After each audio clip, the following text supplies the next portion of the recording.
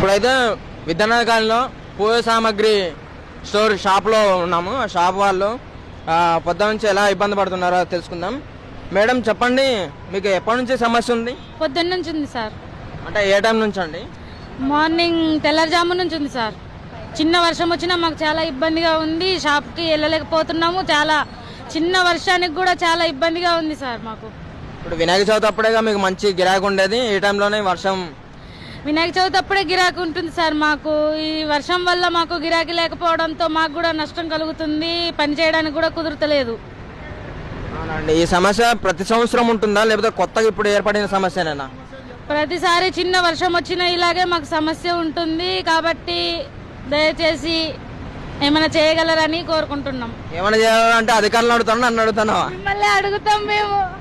నన్ను అడిగితే ఏం రాదు, అధికారులని దృష్టిలో పెట్టుకొని సమస్యను క్లియర్ చేద్దామని మాట్లాడండి.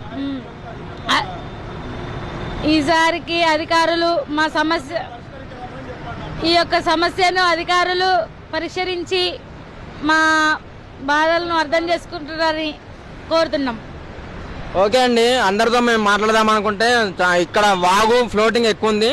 అటు ఇటు పోవాలంటే మేము కూడా మునిగిపోయేటట్టున్నాం. మాకు అంత సమస్య తీసుకొని మరీ పోయి మాట్లాడేంత అవకాశం